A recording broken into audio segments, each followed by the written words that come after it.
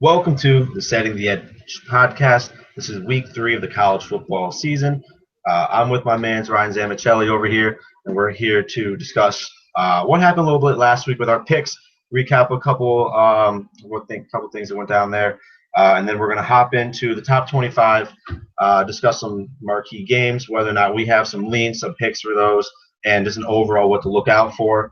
And then we're going to review all the picks we have and some non-top 25 picks as well, because we love those mid-major teams and mid-major programs, and there's value to be found out there. All right, Ryan, start us off. How'd you do last week? Give me some pointers. Kick it off here.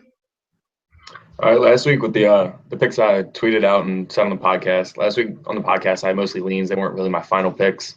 Once it was all said and done, tweeted everything out. I ended up going 3-2 on all my picks I tweeted out.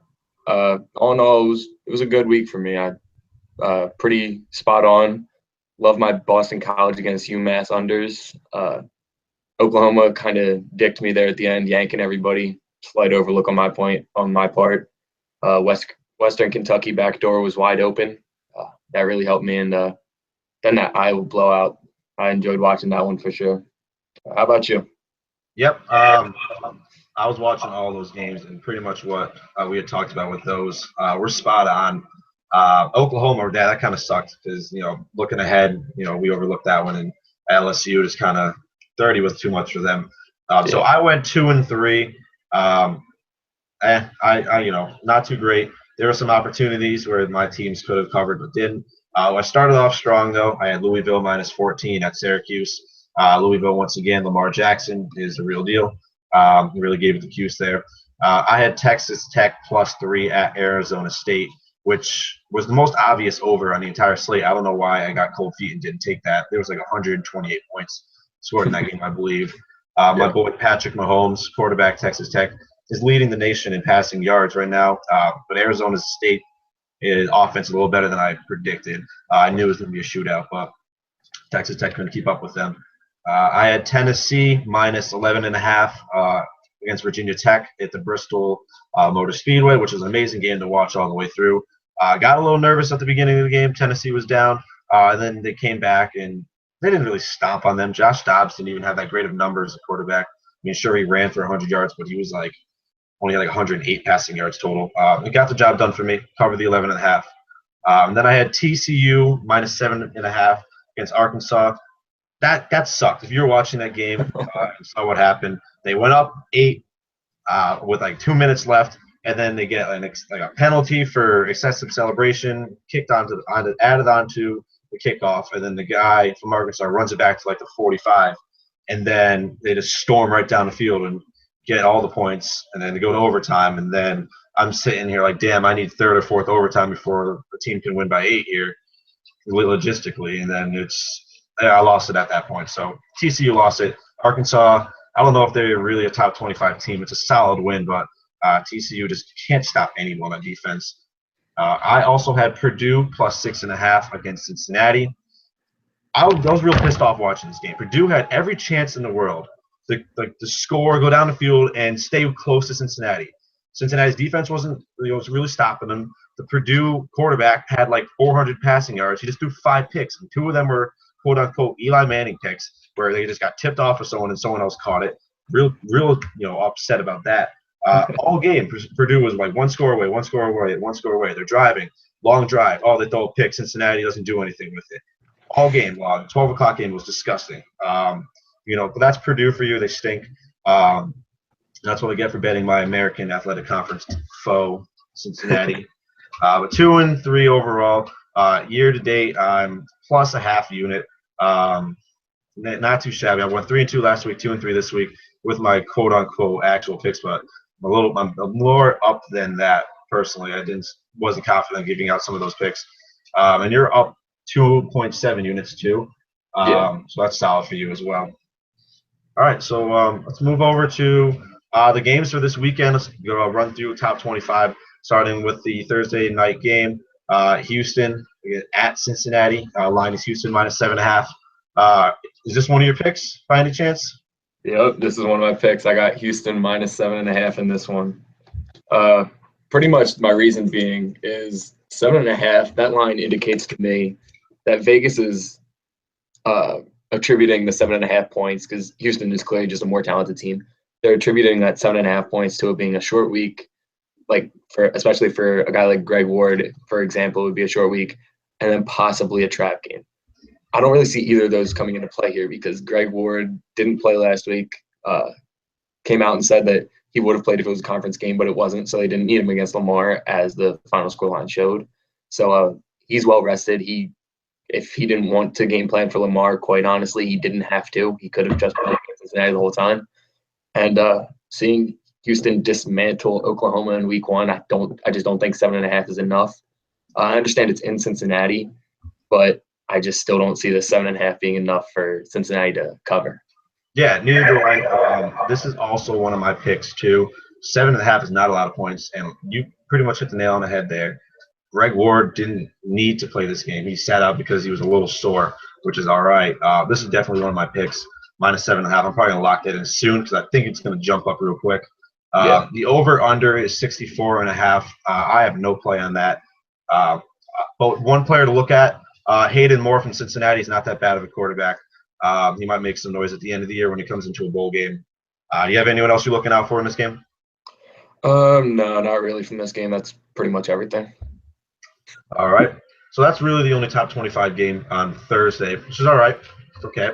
On Friday, we have number 21 Baylor visiting Rice. Baylor's -30.5. Over/under is 65.5. Got anything on this game? No, I don't really. For those of you that out there play daily fantasy sports, there's one site currently operating for college football, and if you're running this Thursday Friday slate, it includes this Baylor game. My only really tidbit of information is that last year Rice had one of the worst run defenses in the entire country, so that would just point all signs go on Shock Linwood. Yeah, Shock is the boy. He hasn't gotten to the end zone quite yet. Seth Russell's looked pretty good so far for Baylor.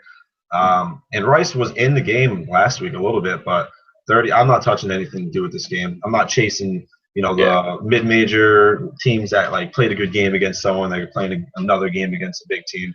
Not buying into it. No interest. I'll watch it though. Hopefully it's a shootout. Starting on Saturday, the 12 p.m. games, we have South Carolina State at Clemson. I don't even see a line on ESPN here for this. Who cares? Agreed.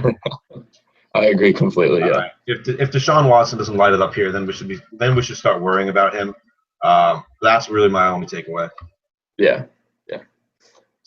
So no one will really care about that game, but one of my favorite games this week is the Florida State at Louisville game. Love everything about this game. Louisville has been our boys so far. Lamar Jackson, stud. And then they got Florida State, number 2 team in the nation right now, and looked really good in that second half against Ole Miss. Let's not remember. What do you got in this game?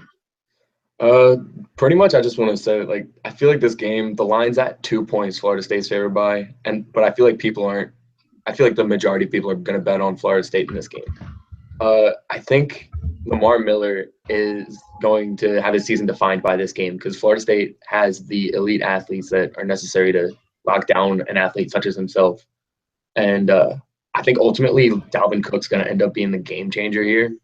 I don't see this game winning. I don't see this game being decided by 2 points either way. I think betting on this line is saying either Florida State's winning by 1 or Louisville wins or Florida State blows them out. And honestly, both of those options are completely feasible. I probably won't bet this game unless looking into it more, I see something I really like. Then if I do, then I'll tweet it out. But first impressions, I'm just going to enjoy the game. I'm not going to bet on it. I am betting on Florida State this game. I'm ready for a real team, Jimbo Fisher, to show Lamar Jackson and punch him in the nose and tell him you can't just be scrambling around, jumping over people against a real team here. We've been fans of him thus far, but I think Florida State just knocks him out because, in my opinion, I think everyone's going to be on Louisville. Everyone loves them right now. I mean, we were all aboard them when it was the time to be aboard them. I'm hopping off from this week. I think Florida State comes in, punches them in the face, and they probably win by a touchdown and a field goal. I'm going to say they win by 9. Nothing else out of that game, though, for me. One of my picks, Florida State. I have a -1.5 right now, which is just awesome. So I'll probably lock that in tonight. Next game we have, probably not of interest. We have Ohio visiting Tennessee. Spreads 27.5, over under 57.5. Got anything from this? No, I don't. This is another game. This is also on a daily fantasy over at Draft World. Even looking through that, there's nothing to really love about this game that you can plug anybody into a lineup and be confident with it. And the spread, honestly, there's no read to be had for me. I haven't really looked at it, to be honest. Yeah, I mean, we know that Josh Dobbs and Jalen Hurd are great players for Tennessee. Jalen Hurd has probably been their best player. I'm not taking anything with this game. Quarterback from Ohio isn't too bad, I've heard. Not watching it, but we'll see what happens. If Tennessee blows them out, then Tennessee may be quote-unquote back. Another actually pretty interesting game here. North Dakota State, the infamous North Dakota State, is visiting number 13 Iowa.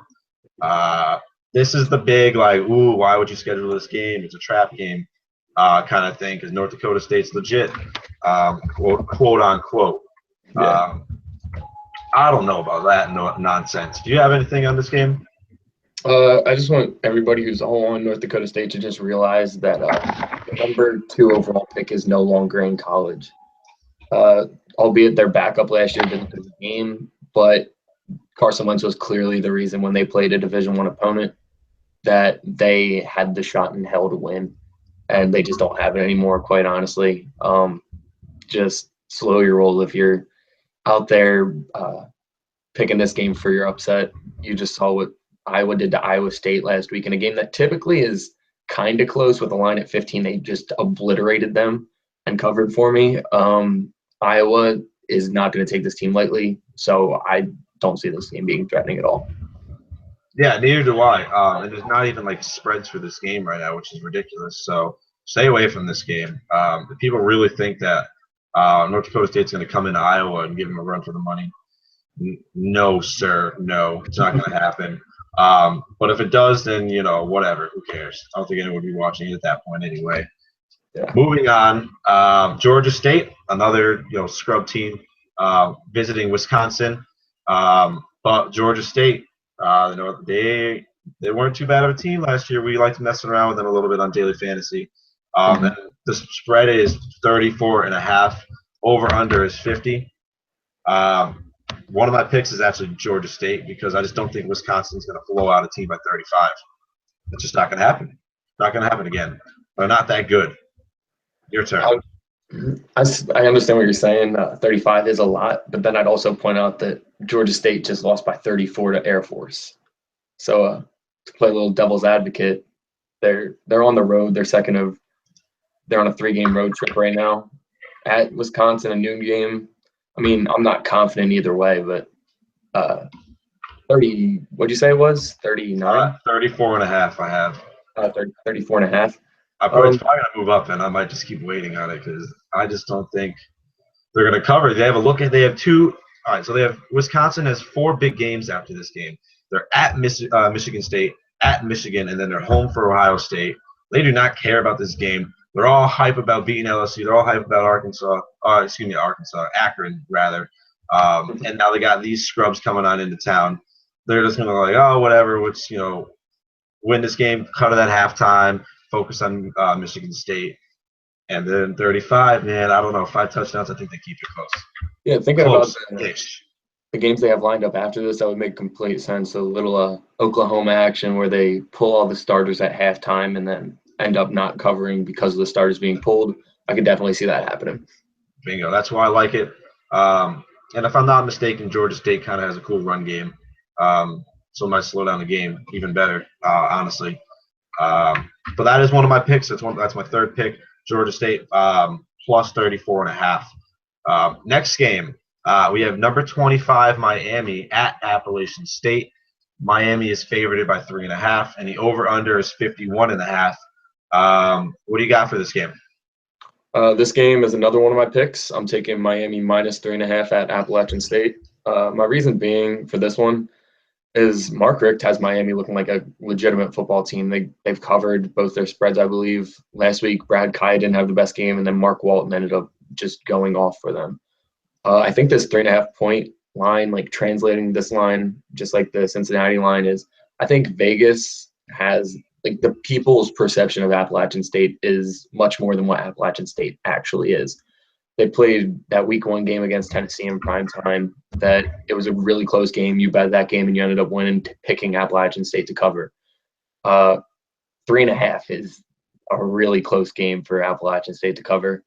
And quite frankly, for those of you that out there that watched that Appalachian State Tennessee game, I don't think the story was Appalachian State playing great. The story was Tennessee played awful. And I don't think Miami plays awful in this game, and I don't see 3.5 being an issue. Well, it looks like we're having a mortal walk-off here because Appalachian State +4 is one of my picks, actually. I'm all aboard the train. I think Miami's too young of a team. Appalachian State's a little more they got a little more vets on that team. To go into Appalachian State, this team's hype right now. The rest of the season does not matter. These are the games that matter to them. +4, bring it home, baby. It really doesn't me riding this Appalachian State train more than anything. I don't think Miami's looked all right, but they're a young team still. Appalachian State looks disciplined in the games I've watched thus far. I'm all about it. We'll see what happens here. The over/under is 51.5. I'm leaning under. I'm leaning under. I might snag that. Like I might tease them together just because I might get cold feet, but I shouldn't do that. I might take the under on that. I'll mark that down as a lean. But Appalachian State, and you got Miami, so we'll see who's a winner here. Moving on to the 3:30 games, we have number 1 Alabama going to play Ole Miss. Spreads -10.5, over/under 55. Do you like this game at all? It's going to be a great game to watch. I don't think anybody really can argue that. Like Alabama always just any time Alabama's on TV playing against an SEC opponent, especially a ranked opponent, is a game you're going to want to tune in for.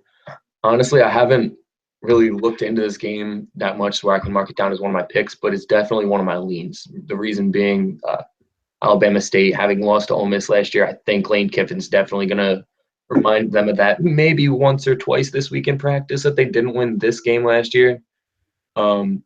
You saw Lane Kiffin get his ass chewed out by Nick Saban on the sideline. He said that was the most angry he's ever been after a win.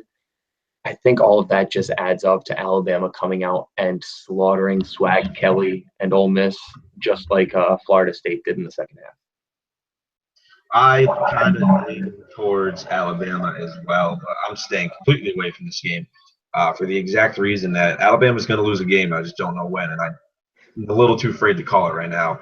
I'm staying away completely, so you'll be leaning Alabama. If we have a pick out for that game, make sure to follow the podcast and follow us on Twitter. We'll plug those later for our later picks. I got another interesting game up next. We have Colorado visiting number 4 Michigan. What do you got from this game for me? For this game, Colorado has actually looked surprisingly great to start the season. They haven't let up more than 7 points in a game. And I remember seeing early in the year that people were saying that maybe Colorado was a year away from winning like 7 or 8. Winning the Pac-12. Yeah, winning 7 or 8 games this year and then winning the Pac-12 next year. And honestly, it seems like they're right on track with what people expect. 20 points for Michigan. Michigan hasn't had a close game yet this year. And honestly, I feel like Michigan and Jim Harbaugh aren't going to have a very close game pretty much until the thick of Big Ten play. Before the year, I said that I think they'll probably lose 2 games. I said Iowa and Ohio State. Honestly, their performances thus far have leaned me away from thinking that they're going to lose that Iowa game, and I think they have a legit shot against Ohio State. 20 points, I'm not really sure, but I'm going to have to wait and see what comes out for a first half line and think that maybe they'll cover that first half. Yeah, I'm right now I'm leaning towards Michigan -20. I don't have it as an official pick, but it seems like that's not a lot of points. And Michigan, once again, as a home. Colorado starting decent. I mean, well, it's not a long road trip, but they go play Oregon next. And that game probably means more to them being in the Pac-12. 21 points, 20 points right now. I don't know. Colorado's looked really good. That offense has looked pretty, stellar thus far.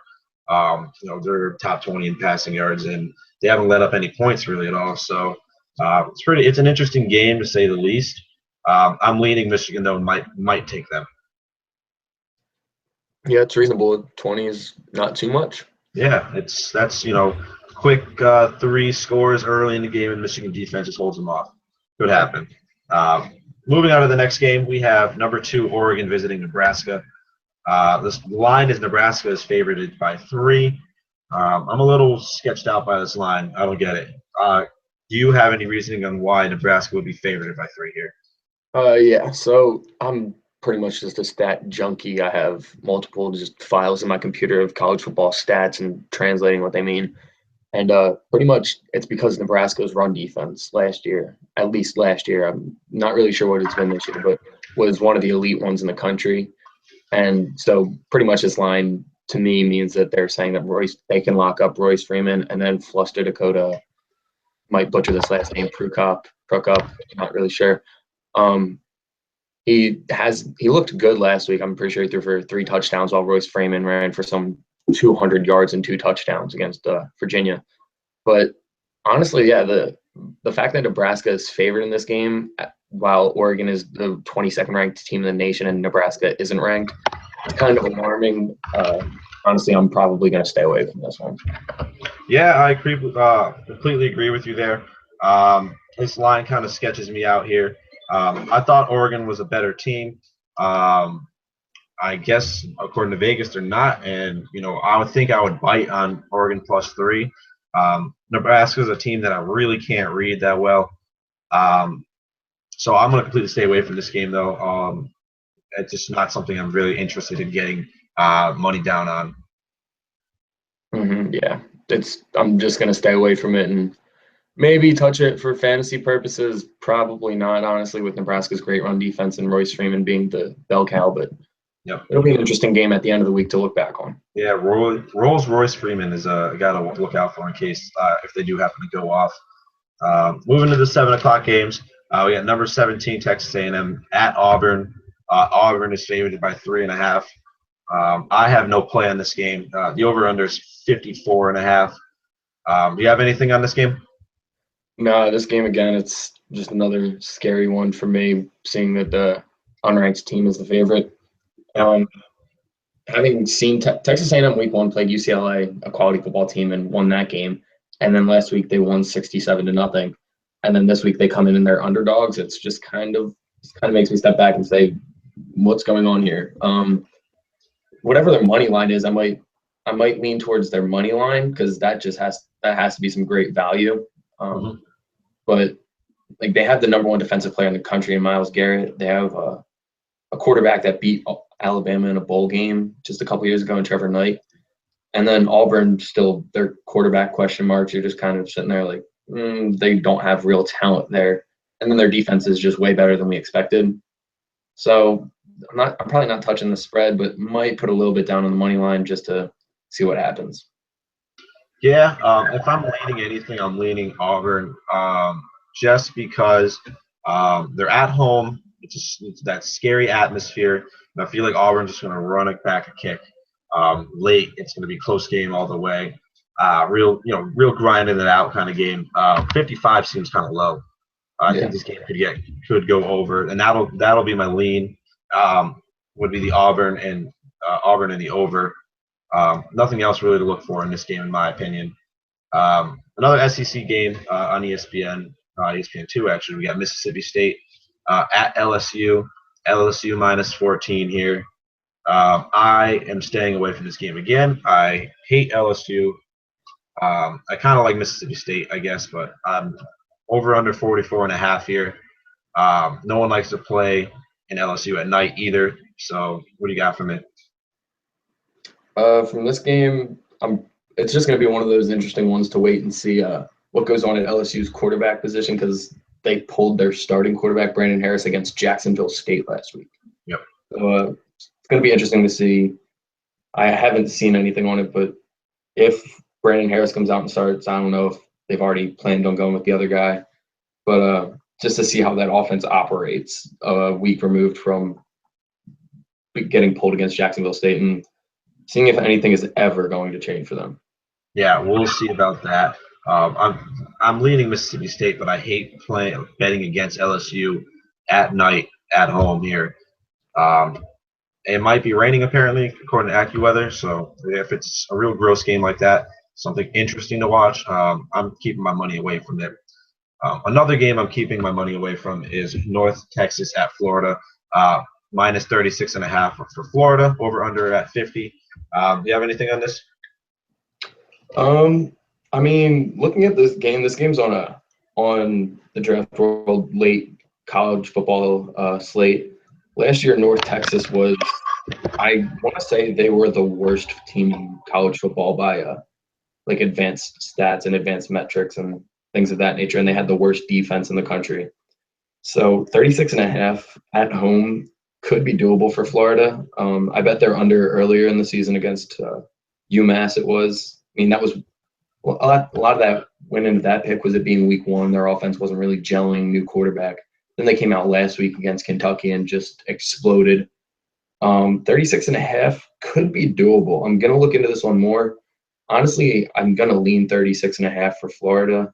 And then for daily fantasy purposes, I'm definitely going to be all over Florida playmakers like Antonio Callaway at wide receiver and probably a couple other guys. But that's probably one of my leans for the week.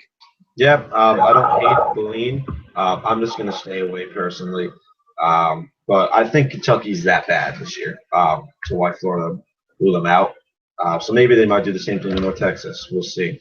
One of my favorite games of this weekend, number 12, Michigan State at Notre Dame. I love just watching Notre Dame games. They're just high quality football all the time. Sean Kaiser has looked pretty solid this year. Notre Dame spread is -8, over under at 51.5. Do you have anything for this game? For this game, I'm just not aboard the Michigan State train this year. They having lost Connor Cook and Aaron Burbridge to the NFL. I don't think that their offense really has the weapons that it used to. So I don't think they're going to be able to put up the points that they used to be able to put up. Their defense, I mean, it's a Mike D'Antoni defense, or Mark D'Antoni. I just messed that up. And so like they're not gonna just roll over every week, and they're ranked 12th in the country for a reason. Notre Dame -8 is the lower ranked team. I think they could come out and after that week one loss to Texas, they know that they have to win every single game from here on out if they want to make the playoff, which is still they'd have a good shot if they did that. The over under, you said it was about what, 50, 51, something like that? I think it was 50.5. 50.5, yeah. 51.5. Yeah. Okay. Honestly, I might lean the under on this one, just because I'm not sure. Notre Dame always has weapons. They always have 5-star athletes, but they just don't have elite wide receivers. They have Equanimeous St. Brown, who has a fantastic backstory. If you don't know it, you got to go look it up. There's probably an ESPN article from a couple years ago that's incredible on this guy. But they just don't have the elite guys around Deshaun Kaiser that I think it would take to put up 51 points combined. And I don't think Michigan State's going to put up very many points. I agree with the fact that Michigan State won't put up a good amount of points. This game is either going to be Michigan State covering, but it's going to be a gross game with a low under, or Notre Dame is just going to light it up and they're going to blow out Michigan State. I don't think Michigan State wins this game, period. You like to make parlays. A big parlay, I'd just put Notre Dame in there, in my opinion. Other than that, I'm just going to be a fan of this game for the most part. I'm probably not going to touch it. Another one of the worst teams in the nation last year, Texas State, is visiting number 24 Arkansas. Arkansas is -31. I'm passing on this game. I don't give a hell about this game. Yeah, I mean, neither Arkansas coming off a big win. Who knows what the hell they're going to do this week? Just that's not important. Yeah, unimportant game. Stuck on the SEC network. Another game that I'm not going to be looking into besides Nick Chubb stats. Number 16 Georgia at Missouri. People are saying, "Oh, trap game, Missouri." No, Missouri stinks. If UConn almost beat them last year, we're not going to beat Georgia. The spread is only -6.5 for Georgia. Nick Chubb is going to light it up on these guys. What's your thoughts? I agree completely. Georgia has Ole Miss next week. Missouri just isn't good enough to win this game, so I don't think Georgia's at any risk of losing. I feel like the close game against Nichols last week really is a wake-up call to them. They're going to have their quarterback situation figured out. They're going to they're just going to have answers for the questions that came about last week. And excuse me. I just don't think Missouri has a shot at covering maybe, but they don't have a shot at winning. I'm just not a big Missouri fan with really anything that Missouri or the state Missouri does. They just don't have the talent. Yeah, they're just not a talented team. Like they look like they put up good numbers this year, but no, I'm not buying into this. If I'm leaning Georgia -6.5, probably won't take it. Now here's the game we're also interested in on Fox at 7:30. Number 3 Ohio State at Oklahoma. A lot of goodness in this game. It's a lot of fun to watch. This is a great game. Who are you taking? I know you probably got this game as one of your picks, huh? Surprisingly, I don't. I just have a big note about this game. No, I've talked a little big picture about that. It's like week 1, I said betting on Tennessee against Appalachian State was betting on Tennessee's season, essentially. Mm-hmm. Betting on Oklahoma against Houston was betting on Oklahoma. Betting on Houston was betting on Houston's season. This game is another game where you're betting on the season. No championship winning team, and I don't remember the exact number, but it's been quite a few years. No team that won the championship has lost a road game in a long time. And so we got Ohio State going into Norman, favored by 1.5. So if you're betting on Oklahoma, then Ohio State's not winning the championship because I don't think it's a coincidence that a championship winning team hasn't lost a road game. A trait of a good team is you don't lose on the road. That you just have that perseverance aspect about your team. And so betting on Oklahoma, then you're betting that Oklahoma might have a shot to battle their way through the Big 12 and get back into the Final Four picture. Ohio State -1.5 is one of my leans. It's not one of my picks. And the reason for that is I think that they have a shot at winning the championship. I'm not picking them to win it, but I think they're one of the few teams that really has a chance.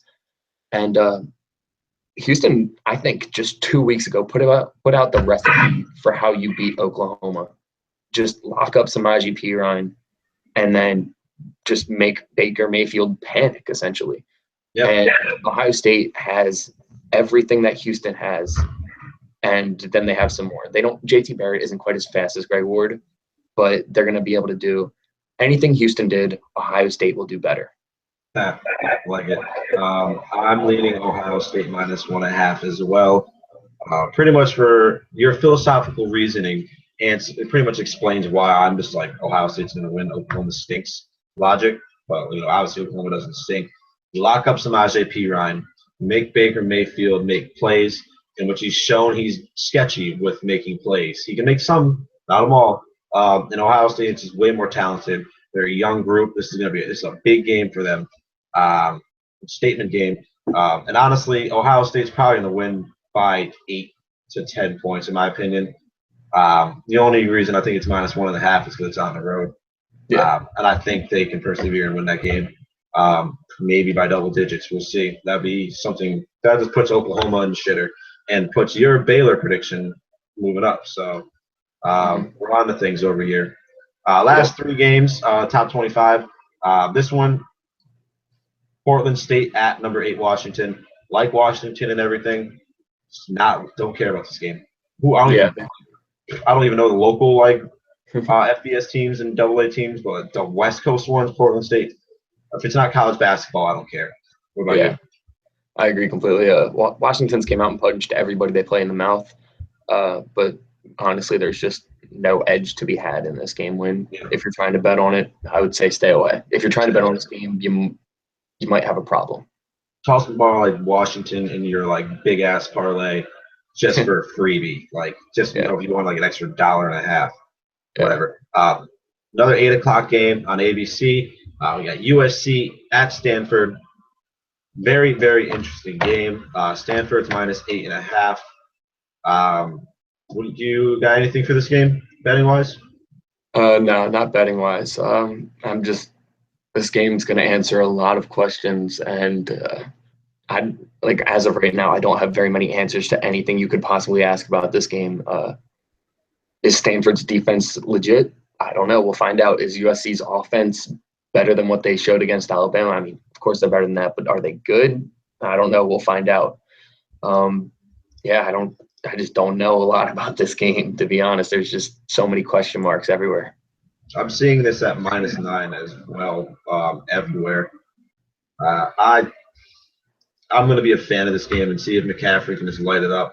Pac-12 time. This is time for them. This Stanford also didn't play last week, so they already had a bye week. So if McCaffrey doesn't touch the ball like 40 times, I'd be honestly shocked. I'll lean Stanford. Not taking the game though.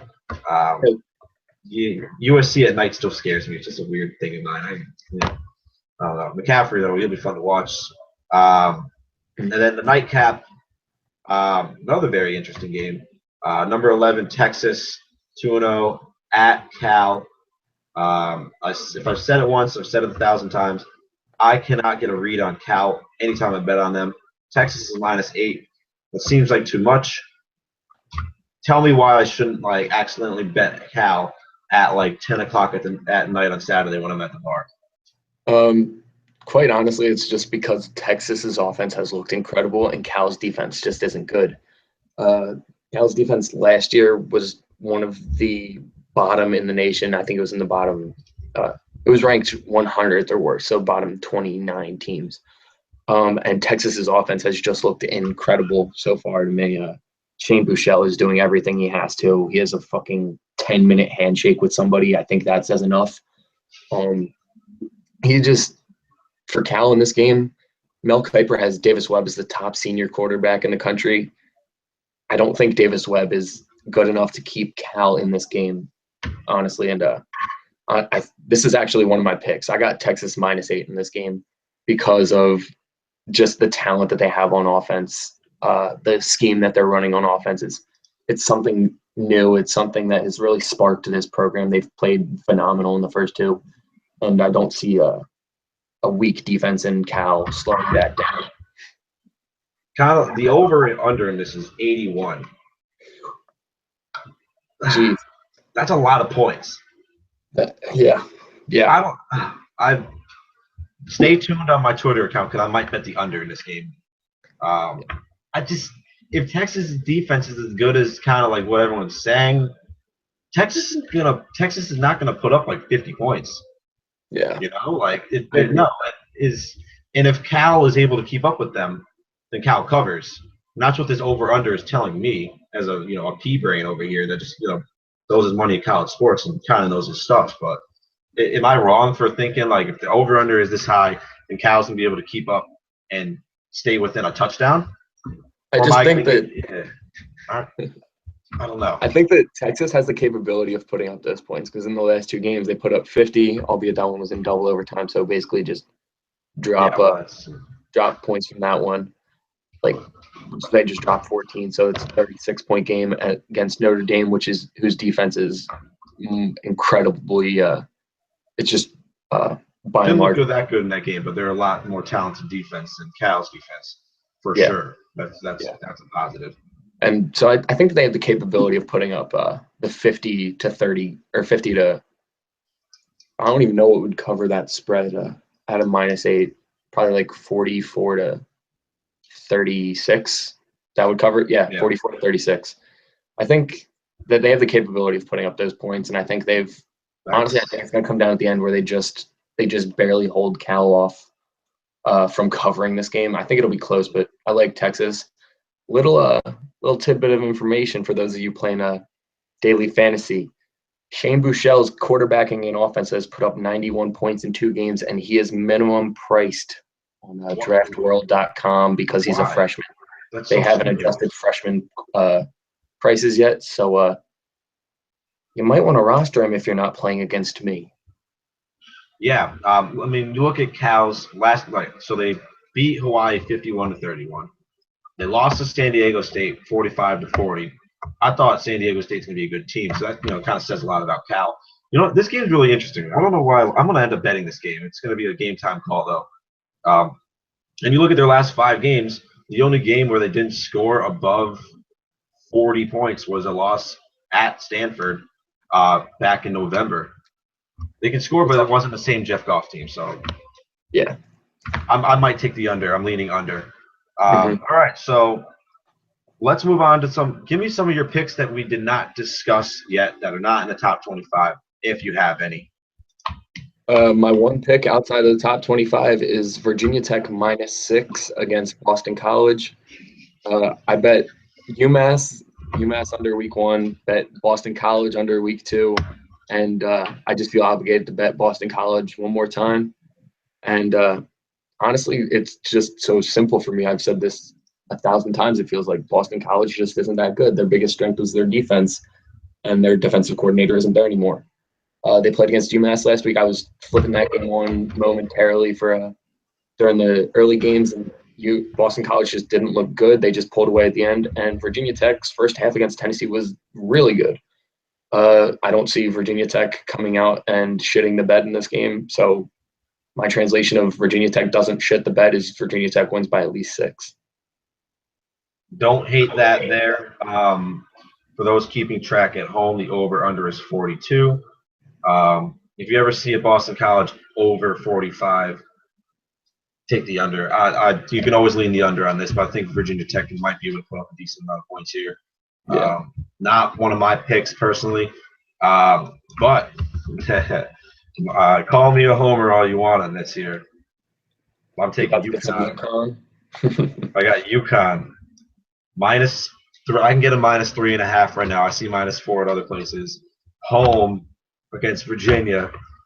Virginia stinks, and the only reason this UConn line is -4 is because UConn just like trips, falls, and stumbles over themselves, or Bob Diaco tries to call a timeout when we don't have timeouts. We're going to try to go win the game against Navy. As long as we don't, kick ourselves, step on our shoelaces, trip over ourselves and fall down a hill, UConn's going to win this game. They're a lot better team than people are giving them credit for. Brian Sheriffs is going to have a solid game. The quarterback for UConn. They're going to run the ball. They're going to grind this game out. It's going to be gross. It's going to be a very gross game. The under is 48.5.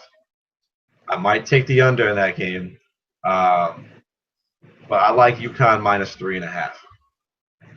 You got anything for me? I don't really have much of a read on this game. You clearly have the inside scoop on what UConn football is. I don't really. Looking at their game week 1 against Maine, that was like whatever. They tripped and fell over themselves, but still won the game. Last week they were going to go try to win the game, and their coach just fucked up. Virginia has just looked atrocious. Everything you're saying makes sense. It's a home game for them. Yeah, I mean, I can see everything you're saying playing out exactly according to plan. So, yeah, I'm with it. UConn has like a real schedule this year too. Like, I'm pretty excited about it. Like, they always play Maine first game, and it's always a weird, gross, disgusting, close game. It doesn't make any sense. And Maine technically plays in the quote-unquote SEC of 1AA, FBS, whatever you want to call it. So they're not a terrible team. They're scheduled. Everyone knows the American Conference right now. It's a decent conference. So UConn has games against Virginia, Syracuse, BC this year, which excites me because we're actually playing ACC like teams and real teams, and we're not getting disrespected like we used to. But I've been riding along UConn for a while since the Dan Orlowski days, since they won their first bowl game, the Motor City Bowl. I forget who they played. It was like Bowling Green or some stuff, dumb shit like that. But to recap all of my picks here, so I'm on UConn -3.5 versus Virginia. I'm on Houston -7.5 at Cincinnati. That's a Thursday game. I'm on Florida State -1.5 at Louisville. I am on Georgia State +34.5 at Wisconsin. And I am on Appalachian State +3.5 versus Miami. What are your final picks again for all our viewers? I got 4 picks this week. I'm going with Miami -3.5, Virginia Tech -6, Houston -7.5, and Texas -8. And then also make sure to follow us on Twitter. We got Ronnie at Vaughn R16. That's VAUGHAN R16. I am The Great Zambino, THA Great Zambino, ZAMBINO. And then follow the official Twitter account of this podcast at SettingTheEdge_. And I'm sure we'll tweet out our picks. We'll tweet out all our college football thoughts and last second picks and any additions to either of our cards that we have for this week. Absolutely. We will also be releasing our official Weebly website that I've been working on putting together so that we can keep track of all of our picks. put out an article or two every time we want to jot something down for you guys, let you know a little bit more about who we are, and just somewhere you can relate to besides Twitter and Facebook for finding all of our YouTube videos and podcasts on SoundCloud. That's it from us here at the Setting the Edge podcast. Make sure you tune in to our NFL podcast that we will be recording tomorrow with a couple of different of our guests. Not sure who we're going to have on, but hopefully we will both be here for you guys to discuss NFL gambling and more daily fantasy sports for you guys. We're signing off here. Best of luck with your college game day picks, and we'll see you tomorrow or next week. Thanks for listening, guys.